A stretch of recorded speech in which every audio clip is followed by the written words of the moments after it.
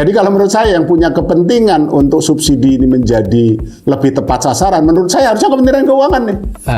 Kan yang ngeluarin duit tuh katakanlah 80-an triliun. Yang ngeluh juga Kementerian Keuangan ya, kok. Ya. Gitu kan.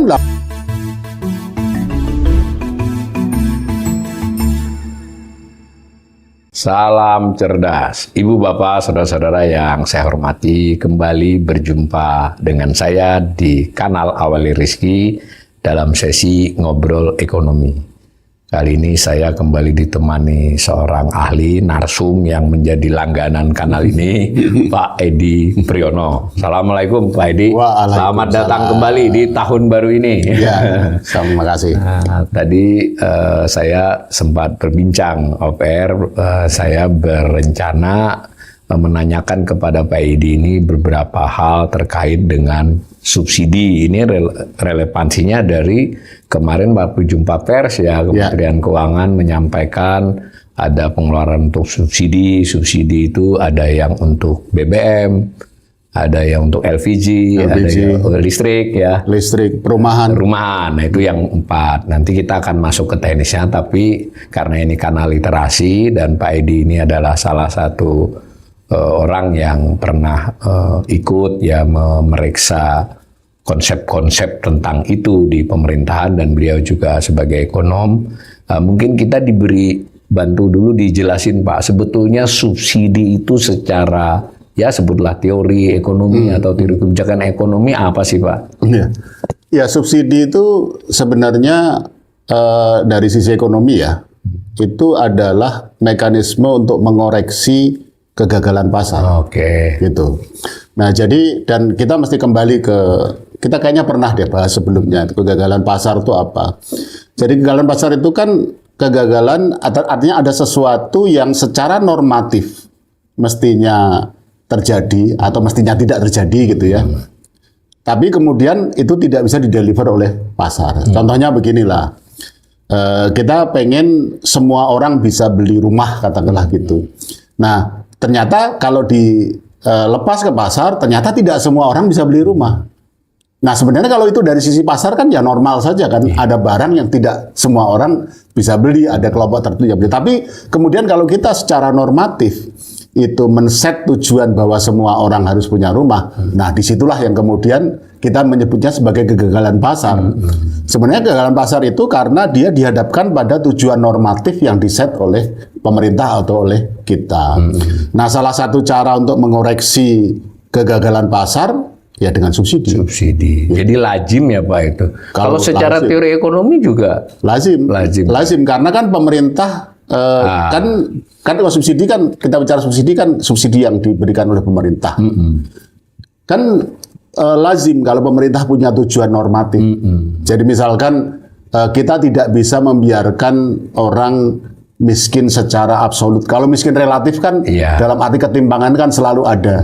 Tapi kalau miskin absolut kan orang miskin dalam satu batas tertentu itu kan bisa saja pemerintah punya tujuan normatif untuk menghapus kemiskinan absolut. Yang itu ternyata kalau diserahkan ke pasar tidak bisa, dan itu terjadi di semua negara. Itulah kenapa subsidi ya umum terjadi dimanapun. Negara yang paling kita kenal sebagai paling liberal sekalipun dia punya mekanisme subsidi untuk mengatasi kegagalan pasar dalam mendeliver barang dan jasa tertentu ya yang menjadi tujuan pemerintah, barang terutama gitu. Ya. Nah itu kalau anggap aja nih contohnya tadi rumah, mungkin juga BBM atau apapun barang artinya nih. Nah kalau di banyak negara itu apa saja sih caranya secara teoritisnya Pak? Ya kalau secara teoritis itu kan ada 2 cara yang umum ya. Yang pertama itu yang kita sebut sebagai subsidi tidak langsung, atau kalau dalam bahasa populer kita sering sebut sebagai subsidi barang. Oh, subsidi barang. Jadi tidak barang yang barang yang mestinya murah yang mestinya mahal kita bikin jadi lebih murah karena ada bagian yang disubsidi oleh pemerintah gitu. Nah di sisi lain kan ada barang yang harusnya murah kita bikin mahal, itu contohnya rokok. Nah jadi itu kan cukai pajak itu adalah dari sisi kebijakan itu kan sisi lain atau lawannya subsidi gitu ya. Jadi kalau subsidi ini ada barang yang harusnya mahal, kita bikin murah. Kenapa kita bikin murah? Karena kita pengen semua orang bisa beli, kan gitu kan? Gitu. Nah, itu adalah subsidi tidak langsung atau subsidi barang. Nah, cara yang kedua adalah yang disebut sebagai subsidi langsung atau subsidi orang. Dia targeted tuh. Jadi kan tidak semua orang tidak mampu beli kan. Jadi hanya yang tidak mampu beli yang kemudian diberi subsidi.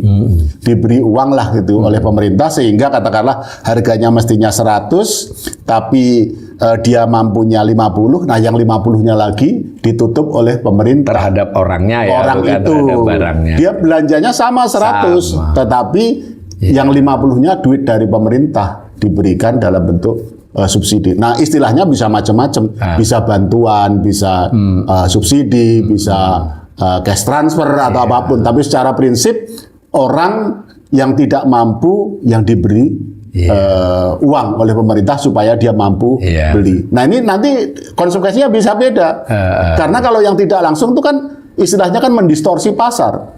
Karena harga yang tadinya mahal dibikin murah, gitu. Nah, sedangkan kalau subsidi ke orang ini tidak mendistorsi pasar. Pasarnya tetap begitu ya. Pasarnya tetap begitu, tapi orang yang tidak mampu membeli, dia akhirnya bisa membeli karena ada sebagian dari uang yang dia perlukan ditanggung oleh pemerintah. Secara umum ada dua itu. Plus minusnya apa masing-masing itu, Pak? Ya tadi itu. Jadi dia bisa mendistorsi pasar. Ya, kalau barang ya. Ya, kalau barang kan mendistorsi. Nah, mendistorsi pasar itu begini. Jadi barang yang harusnya lebih mahal kemudian harus dijual lebih murah karena ada bagian dari itu yang ditutup oleh pemerintah sebagai subsidi.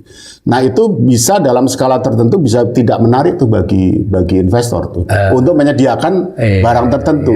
Kecuali kalau kita bisa menghitung subsidi dengan harga yang tepat gitu ya. Nah, jadi mendistorsi pasar itu bisa berimplikasi pada investor itu tidak tertarik ya, gitu. Produksinya ya, penawarannya ya gitu. Jadi nanti bisa tidak banyak tuh yang memproduksi gitu ya.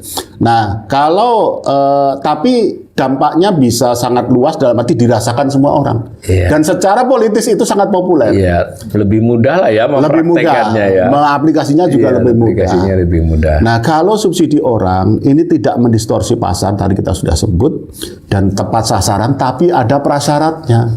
Datanya harus top. Harus oke gitu. Nah, itu. Ya, karena kalau enggak itu berarti nanti akan ada orang-orang yang harusnya berhak menerima tapi tidak menerima, itu yang sering kita sebut sebagai exclusion error. Ada juga orang yang tadinya harusnya tidak berhak tapi kemudian dia bisa menerima inclusion error. Itu resikonya. Itu ada resiko masing-masing. Yang kalau subsidi barang itu lebih mudah lah gampangannya ya. Secara administrasi lebih mudah, tapi bahayanya dia bisa mendistorsi pasar. Yang subsidi orang itu bahayanya adalah tidak tepatnya orangnya. Kan? Nah, kalau kita lihat di contoh Indonesia, Pak, misalnya ini yang kenapa kita perlu bicara LPG, kan ini beberapa bulan yang lalu kan sempat jadi rame dan jadi tidak lagi masalah ekonomi, jadi masalah sosial ketika Kementerian SDM waktu itu mengatur agar LPG 3 kg ya, biasanya disebut apa itu LPG? Gas melon dulu. Gas melon. Biasanya karena warnanya hijau, bulat hijau. Gas melon yang itu penjualannya hanya boleh di tempat-tempat tertentu dan pelaku tertentu. Ternyata dampaknya luas waktu itu. Nah, tapi saya sebelum sampai ke situnya, dalam hal gas LPG ini subsidinya seperti apa sih, Pak? Yang terjadi? Nah, subsidi untuk LPG ini kita harus telusuri kebijakan subsidi mulainya kapan. Jadi subsidi LPG ini dimulai tahun 2007. Waktu itu programnya adalah konversi. Konversi dari apa? Konversi dari minyak tanah ke gas LPG. Nah, karena apa? Nah, ini nanti penting kita untuk gunakan untuk mengevaluasi kebijakan subsidi LPG kita. Karena waktu itu pertama dianggap bahwa beban subsidi pemerintah untuk subsidi minyak tanah itu semakin lama semakin terasa. Semakin besar. Yang kedua, minyak tanah itu dianggap sebagai energi yang tidak ramah lingkungan lah gitu ya. Tidak kurang bersih. Kurang bersih ya. Nah, Kemudian juga waktu itu karena minyak tanah itu disubsidi, harganya kan menjadi lebih murah daripada yang seharusnya. Nah, itu tadi distorsi pasar tadi. Distorsi salah satunya adalah waktu itu bensin oplosan. Jadi bensin waktu itu yang dicampur dengan minyak tanah. Iya, Karena harga minyak tanah jauh lebih murah daripada harga bensin. Nah biasanya ini kan ada yang nakal bensin-bensin caranya nakal, nggak semua ya. Ada yang nakal dicampur. Nah sehingga dianggap bahwa subsidi minyak tanah ini menjadi problematik. Nah sehingga pemerintah kemudian waktu itu memutuskan untuk shifting. Nah, supaya orang mau cepat mau pindah dari minyak tanah ke LPG, maka yang subsidi minyak tanahnya dicabut sehingga dia jadi mahal. Iya. Jadi mahal dan nggak ada lagi bensin oplosan. Apa gunanya ngoplos wong harganya sama? Iya. Gitu kan, minyak tanah sama. Tanah dengan bensin hampir sama lah ya. Waktu itu hampir sama, nggak ada gitu kan. Nah, jadi nggak ada motivasi untuk ngoplos gitu. Nah, yang diberi subsidi adalah LPG supaya apa? Supaya orang senang. Bahkan untuk kelompok-kelompok tertentu, usaha kecil, nelayan, petani dan kelompok yang dianggap tidak mampu diberi kompor gas sama tabung gas gratis waktu itu. Nah, jadi itu adalah program konversi. Itulah mulainya kita memberikan subsidi LPG. Nah, jalan terus sampai sekarang. Kemudian kita sekarang merasa bahwa loh kok bebannya kok tinggi juga ya gitu ya. Karena banyak yang pakai akhirnya kan? Banyak yang pakai itu sampai ada yang bilang 60 juta ya. Saya percaya 60 juta rumah tangga gitu ya. Untuk yang LPG tersubsidi ya. Tersubsidi karena harganya lebih murah. Harga per kilonya ya. Per kilonya lebih murah. Itu bisa setengahnya, kadang-kadang sepertiganya bisa tergantung daerah gitu ya. Nah, kemudian anggarannya juga besar, tergantung harga juga ya. Pernah sampai 100 triliun pernah. Untuk LPG saja? LPG saja gitu ya. Kalau tahun 2025 itu 82, sekian triliun itu gede. Nah jadi kemudian kita akhirnya, loh kok jadi beban juga ya ternyata ya. Nah inilah yang kemudian membuat harusnya membuat kita berpikir apakah selama ini mekanisme subsidi LPG ini apakah sudah tepat atau tidak, sesuai dengan tujuan awalnya atau tidak, karena awalnya untuk menghemat anggaran. Iya. Gitu. Ada bagian tujuan itu ya. Ada bagian dari tujuan itu gitu. Prakteknya akhirnya malah jebol juga. Gitu kan, sehingga muncul ide kan yang tadi disebut Mas Awalil kan. Karena banyak dianggap bahwa inclusion error ya. Ya, inclusion error banyak yang sebenarnya nggak bisa dibilang inclusion error juga sih, karena aturannya memang tidak sampai saat ini tidak membatasi siapapun untuk beli ya. Jadi kan cuman di dalam tabung LPG yang 3 kilo itu ada tulisan kan barang subsidi hanya untuk masyarakat tidak mampu itu doang. Jadi secara hukum orang nggak melanggar sebenarnya gitu. Meskipun kita tahu ya kan soal etika aja. Soal etika itu kajian TNP 2K Tim Nasional Percepatan Penanggulangan Kemiskinan itu kan pernah mengestimasi paling tidak 65% dari pengguna LPG 3 kilo itu bukan kelompok tidak mampu.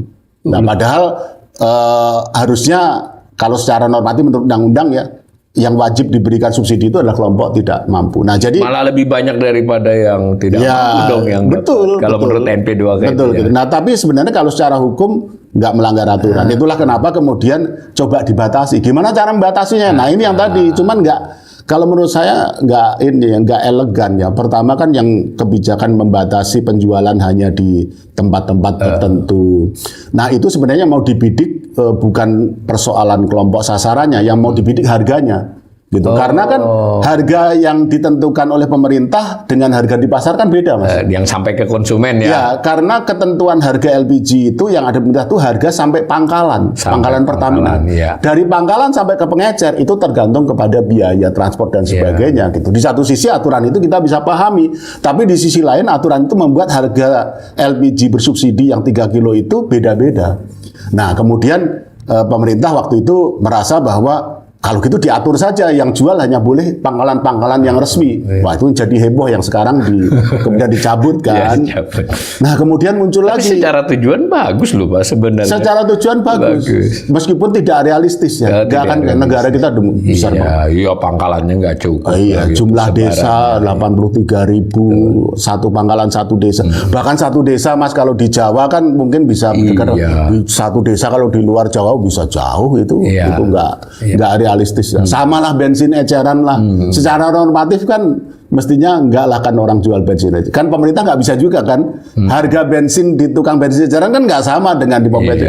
Ya kan? Dan nggak bisa dikontrol juga kan. Bahkan di Jakarta masih ada orang jual bensin eceran. Jakarta loh ya. Ya gitu ya. Nah jadi LPG juga tujuannya bagus tapi itu langkah itu tidak realistis. Nah kemudian muncul lagi rencana berikutnya. Orang kalau beli LPG harus pakai NIK, pakai IKTP, dilakukan pendaftaran. Katanya yang daftar sampai akhir tahun lalu sudah 57 juta. Kalau itu berarti kalau benar pengguna LPG 60 juta rumah tangga, 57 itu hampir semuanya terdaftar. Gitu. Tapi itu juga nggak bisa mecahin masalah. Karena kan itu kan hampir semua pembeli LPG 3 kilo saat ini kan berarti sudah terdaftar kan.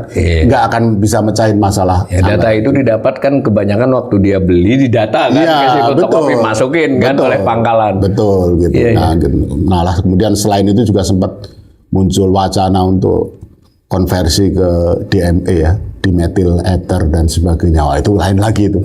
Konsekuensinya lain lagi. Ya. Jadi kalau menurut saya sih daripada mikir yang enggak gitu ya. Jadi lebih baik kita fokus gimana ya caranya supaya subsidi LPG ini lebih tepat sasaran. Kalau menurut saya mestinya fokusnya di situ. Gitu. Tapi ini kan menarik karena di satu sisi dibuat narasi opini bahwa ini untuk orang tidak mampu, tapi perangkat hukum dan aturannya kan tidak mengawal untuk itu. Tidak mengawal untuk itu. Satu, yang kedua ketika dia dicoba dengan mengatur tempat-tempat penjualan, pangkalan, jumlah pangkalan dan sebarannya masih belum memungkinkan, ya toh tidak bisa ini kan berkelindan nih Pak kedua hal ini. Nah kadang ini saya punya case soalnya saya dan beberapa orang itu sebetulnya ya ekonom kan mencoba sedikit idealis lah. Masa saya pakai gas. Tapi kadang ketersediaan yang 3 kg itu lebih mudah dibandingkan yang 12 kilo. Artinya ini ada faktor teknis ya. Tapi betul. Di sisi seperti ini kan kita mulainya dari mana itu Pak? Bagusnya mulai dari mana? Mulai dari memperbaiki soal pangkalannya atau memperbaiki aturan apa Pak menurut Pak Edi? Secara hipotetis lah. Kalau memperbanyak pangkalan Pertamina sih, ini kalau teman-teman di public policy biasanya menyebutnya no regret move. Nggak ada jeleknya lah apapun kebijakan yang diambil gitu ya. Memperbanyak pangkalan itu oke banget gitu ya. Jadi itu bagus gitu ya. Meskipun tadi ya satu desa satu pangkalan aja itu ya banyak membantu, tapi bukan berarti kemudian semua problem itu. Berarti dalam hal ini kan ada memperlonggar syarat untuk menjadi pangkalan kan ya. Terus gimana? Karena itu nanti ada syarat-syaratnya kan untuk keamanannya dan sebagainya gitu ya. Nah, tapi kita harus kembali ke tadi kan ketika kita bicara tentang mekanisme subsidi kan ada dua mekanisme subsidi barang dan subsidi orang. Nah, ini bagaimana itu, Pak? Selama mekanisme subsidinya adalah subsidi barang, menurut saya tidak bisa kita ngomong tepat sasaran karena semua orang bisa beli. Dan itu bukan hanya LPG aja, BBM juga kan? BBM kan subsidi barang kan? Siapapun bisa beli, gitu kan? Sekarang dibatasi misalkan bensin yang sekarang disebut Pertalite ya, itu hanya bisa dibeli untuk orang yang bermotor katakan itu. Tapi kalau kita bicara kenyataan kan yang punya motor belum tentu orang miskin. Orang kaya yang punya motor banyak. Yang punya mobil dengan punya motor juga kan belum tentu juga lebih kaya kan gitu kan. Nah, jadi selama skema subsidinya adalah subsidi barang atau subsidi tidak langsung, itu kita menurut saya tidak bisa bicara tepat sasaran. Jadi lebih memungkinkan untuk subsidi orang. Menurut saya, kalau kita mau tepat sasaran, kecuali kalau kita menerima konsekuensi, karena kebijakan itu kan persoalan pilihan, Mas. Kalau kita siap dengan konsekuensi bahwa oke lah siapapun bisa beli supaya memang beban hidup masyarakat secara keseluruhan murah, meskipun nanti yang menikmati lebih banyak orang yang mampu, nggak apa-apa. Seperti BBM kalau kita mau jujur yang lebih banyak menikmati subsidi kan orang mampu. LPG juga berarti LPG, kan? Gitu. Ya kalau kita siap dengan konsekuensi itu ya oke. Tapi nanti kita jangan ngeluh, loh kok anggarannya gede banget. Nah itulah gitu kan. Jadi konsekuensi logis dari kita mensubsidi semua orang melalui subsidi barang itu adalah anggarannya jadi bengkak. Kalau kita mau tepat sasaran bisa gitu dan anggarannya bisa lebih kecil. Tapi juga kita harus menerima kenyataan nanti bahwa tidak semua orang bisa menikmati. Nah, kalau selera saya pribadi, subsidi itu kan dari uang negara, uang rakyat, ya public fund gitu yang kita kolek dari pajak dan sebagainya. Secara menurut saya secara normatif subsidi itu harusnya ya untuk yang miskin. Kecuali kalau negara kita duitnya udah banyak banget gitu ya. Karena kenyataannya kan nggak begitu. Apalagi sekarang kan kita punya tekanan fiskal yang cukup berat gitu ya. Ada baiknya menurut saya pemerintah berpikir untuk bagaimana membuat subsidi-subsidi energi termasuk subsidi LPG ini menjadi lebih tepat sasaran dengan subsidi orang. Iya, meskipun butuh proses, tapi secara serius ada keinginan untuk itu ya. Kok saya nangkapnya dari dulu, ya mohon maaf Pak, ini kan udah ekonom seperti Pak Edi dan Leli udah mengingatkan ini bahkan 10-15 tahun yang lalu. Ada reaksi tapi tidak pernah diseriusi. Tapi sebetulnya kalau umpama anggap aja kita butuh setahun ya untuk entah kajian, untuk persiapan. Mungkin nggak Pak subsidi itu ke orang? Ya, mungkin, sangat mungkin. Syaratnya apa Pak? Ya, yang pertama adalah ini sebenarnya sudah sering dibahas ya. Bahkan di lingkungan pemerintah sudah bukan hal baru, ini bukan ide baru. Tahun 2018, 2019 itu sebenarnya sudah sempat mau diterapkan itu subsidi langsung itu subsidi orang, perubahan skema subsidi. Nah, tapi kemudian waktu itu ada COVID kan, COVID sehingga kemudian yang seperti itu, yang sifatnya reform kan ditunda ya. Nah, kemudian setelah COVID reda 2022 sempat lagi itu masuk, ada lagi pembicaraan itu, tapi kemudian sudah masuk tahun politik agak susah itu seperti itu. Nggak populer, nggak populis. Ya, jadi kemudian saya pernah secara informal ngobrol dengan anggota DPR, informal ya, karena waktu itu saya dapat info bahwa komisi terkait di DPR masih belum setuju untuk mengubah skema itu. Kenapa sih Pak yang menjadi pertanyaan? Oh, data. Oh, data. Ya, datanya nggak akurat. Oh ya betul gitu kan. Nah, tapi itu kan bukan sesuatu yang tidak bisa kita atasi sebenarnya. Bahkan kan katanya kita sekarang kan sudah punya yang namanya DTSEN, data terpadu sosial ekonomi nasional. Itu data sudah katanya kualitasnya bagus. Ya berarti kan ya kita bisa pakai gitu. Misalkan kita bisa tetapkan tuh Mas dengan DTSEN tuh. Kita tetapkan bahwa nanti penerima subsidi LPG hanya 50% rumah tangga termiskin. Ini kalau bahasa teman-teman ekonom desio 1 sampai 5 lah gitu ya. 1 2 3 4 5 50% termiskin. Ya itu kita bisa dapat tuh data detail tuh. Jadi nggak miskin banget juga kan? Ya gitu kan. Gitu. Nanti kita bisa atur supaya yang menikmati subsidi LPG itu hanya mereka yang bisa membeli subsidi dengan harga yang lebih murah karena sebagian ditanggung oleh kalau bisa pemerintah. untuk LPG bisa juga dong untuk yang lain. BBM, untuk yang lain. Cuman kan memang yang namanya data itu apalagi di Indonesia kan nggak ada yang sempurna Mas. Ya nanti ada mekanisme koreksi lah. Kalau ada inclusion error, ada exclusion error ya dikoreksi. Harus dibuka lah pengaduannya. Gitu kan ada pengaduan dan sebagainya, diverifikasi gitu ya.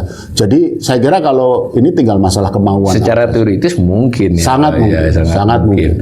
Nah, nanti kita kembali ke situ. Jadi pemirsa sudah jelas ya nih Pak Edi sudah menjelaskan dengan gamblang nih. Tapi saya masuk ke satu hal teknis lagi tapi perlu diketahui pemirsa.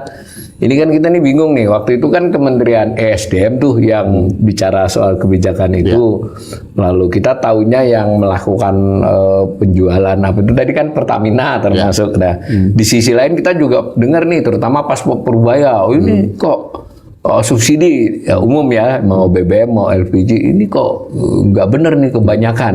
Itu kita dijelasin Pak, sebetulnya kedudukannya apa sih itu?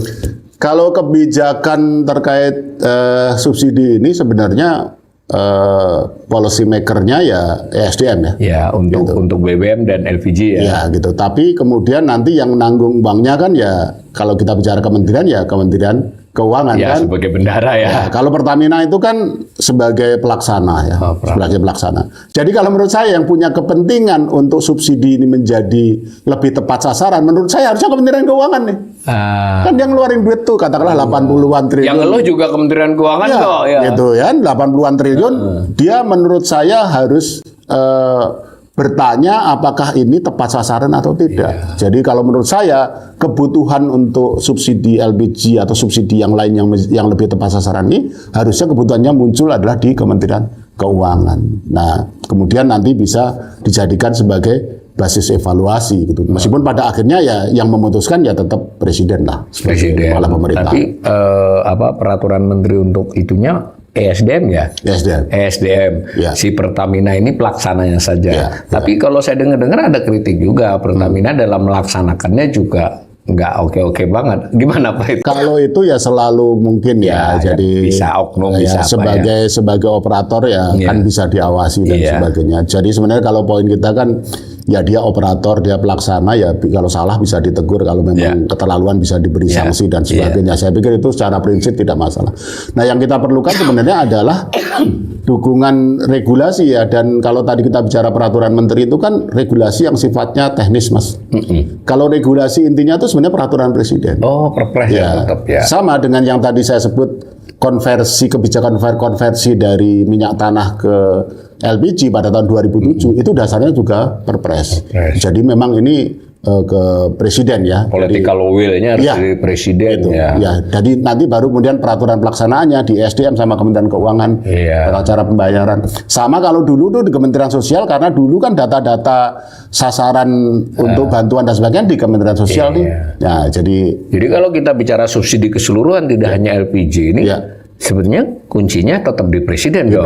Karena nanti untuk beberapa jenis subsidi ini kebetulan LPG dan BBM, ESDM, Pertamina, Kementerian Keuangan. Tapi umpamanya perumahan kan ada Kementerian Perumahan lalu tetap ada Kementerian Keuangan dan subsidi yang lainnya kan. Ini berarti tetap ada subsidi KUR juga Pak sebenarnya. KUR, pupuk, artinya kan lintas KL nih. Berarti kalau menurut Pak Edi sebetulnya ini saatnya tepat ini kalau dengan situasi fiskal yang sedikit tertekan ini presiden harus jelas nih ya kan untuk memberikan sebutlah politik subsidinya itu seperti apa. Kalau menurut saya ini waktu yang tepat karena kan presiden kan punya program-program prioritas ya yang membutuhkan anggaran yang besar sehingga kita butuh dari sisi keuangan negara kita butuh pendapatan atau penerimaan lebih banyak. Tapi itu kan kalau pendapatan kan penentunya bukan kita kan. Pajak kan nggak bisa kan kalau memang tetap perekonomiannya nggak bagus ya pajaknya ya nggak bisa kita hapus. Tapi yang kita bisa kendalikan adalah dari sisi belanja. Kan bisa dilakukan realokasi. Ini waktunya menurut saya pemerintah berpikir untuk membuat subsidi-subsidi itu menjadi lebih tepat sasaran sehingga ada anggaran yang bisa dihemat untuk kemudian dialokasikan ke program-program yang lain gitu ya. Nah, jadi dan itu jangan ditunda lagi. Nanti kalau sudah sampai ke 2028, 2000 udah tahun politik udah susah lagi. Karena perubahan skema dari subsidi barang ke subsidi orang ini, Mas, kan pasti akan ada orang yang tadinya dapat jadi nggak dapat kan. Jadi meskipun secara normatif dia memang harusnya nggak dapat karena dia mampu. Biasa dapat. Tapi biasa dapat jadi nggak dapat itu pasti ada noise lah, pasti ada sedikit gaduhan. Nah, kalau itu deket-deket tahun politik kan biasanya dihindari. Jadi kalau menurut saya ini waktu yang tepat paling tidak untuk menyiapkan untuk mengambil political will. Bisa nanti kita bahas pelan-pelan gitu ya. Kita siapkan regulasinya, uji coba dan sebagainya. Nanti full implementasi tahun 2027 menurut saya oke. Berarti ini pas nih kita di satu sisi memang presiden harus mulai berbenah ini ya untuk belanja di bagian sini, di sisi lain tadi pas kebetulan bisa untuk memulai kemungkinan subsidi itu orang Pak ya. Ini dua-duanya berjalan. Tapi saya ingat kritik Pak Edi berkali-kali di sini. Kebijakan-kebijakan semacam ini ya harus berdasarkan ya teknokratis, berdasarkan nalar ilmiah ya Pak. Ada dokumennya juga gitu ya Pak. Ya dicobalah gitu kan kita ini ya mungkin kalau sedikit kritik tapi ini kan mungkin perbedaan approach aja. Kalau sekarang kan kita mau semuanya gitu banyak. Kalau secara teknokratis kan harusnya nggak gitu ya. Kita ya agak pelan gitu ya. Kita yakinkan bahwa nanti secara teknis maupun apa gitu di lapangan tuh ada kendala-kendala kita bisa atasi baru kemudian nanti kita perbesar gitu ya. Jadi kemudian tujuannya clear banget gitu ya. Jadi kemudian didukung oleh regulasi yang cukup, aturan tentang tata kelola dan sebagainya gitu sehingga nanti kebijakan yang tujuannya bagus ini akan bisa diimplementasikan dengan baik. Nanti kalau enggak gitu sesuatu yang tujuannya baik bisa hasilnya enggak baik karena kemudian muncul masalah-masalah dalam pelaksanaan. Dan sosialisasi kebijakan itu kata kunci lain Pak ya.